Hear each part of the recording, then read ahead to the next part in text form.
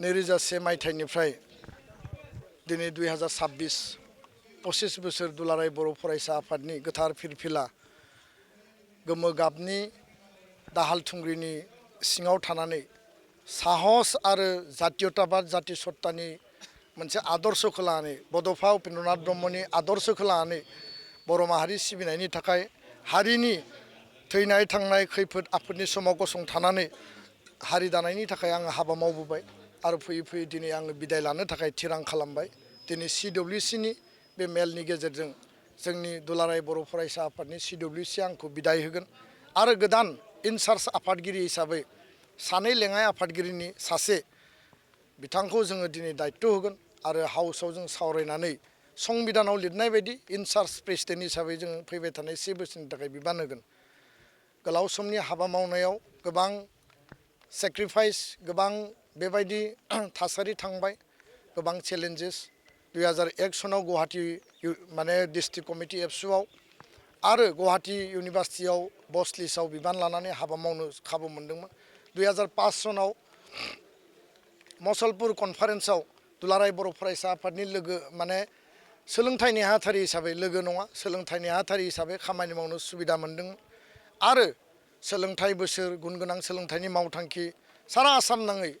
एडुकेशननि मोनसे रिभलिउसन लाबोनायनि थाखाय खामानि मावनो सुबिदा मोनदोंमोन। 2300 किल'मिटार साइकेल जात्रा रेलि खालामदोंमोन गामि गामि मबिलाइज खालामदोंमोन। फैयै फैयै 2009 आरो 11 बोसोरनै बे समाव उदालगुरि जिल्ला एबसुनि आफादगिरि आंखौ बिबान होदों आरो बे बिबान होनायनि गेजेरजों दरं उदालगुरि जि मोनसे कनफ्लिक्ट जि रायट जादोंमोन सान्थि गायसननायनि थाखाय आं हाबा मावदों। 2015 आरो 20 नि गेजेराव लोगो आफादगिरि हिसाबै आंखौ बिबान होदों आरो 2020 गोजोन गोरोबथायाव बै समनि आफादगिरि प्रमद बर' बिथांजों NDFB UBPO ज' थानानै जोङो सुक्ति खालामनायाव बाहागो लानो थाखाय खाबु मोनदों।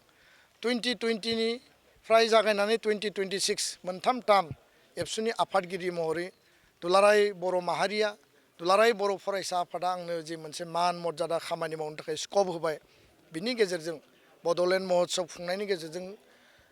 राष्ट्रीय आन्तराष्ट्रीय पर्यायाव बर' माहारिनि कालचार जोंनि आइडेन्टिटिखौ गायसननाय आरो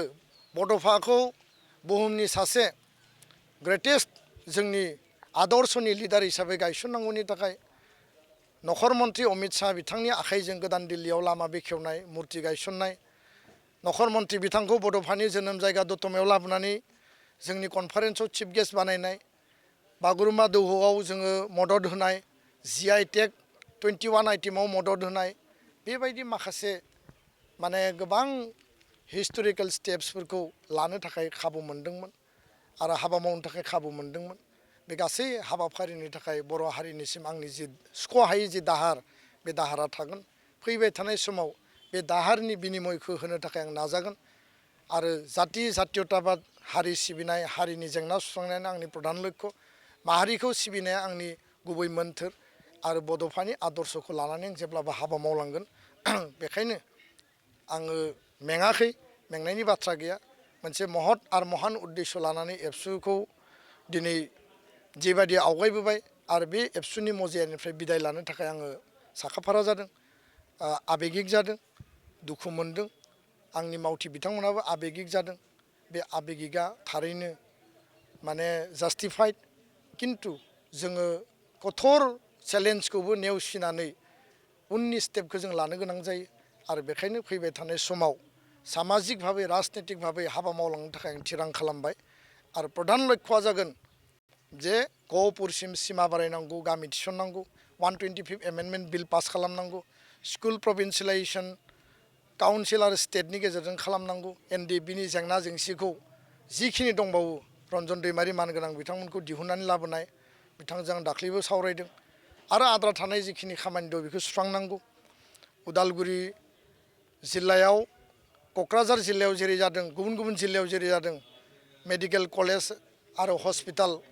चिफ मिनिस्टारा दाबि खालामनाय बायदि जोंनि दाबिखौ मानिनानै बिथाङा गायसननो थाखाय 27 खोथा होदों। Udalguri medical college and hospital बेखौ जों मावफुंनांगौ।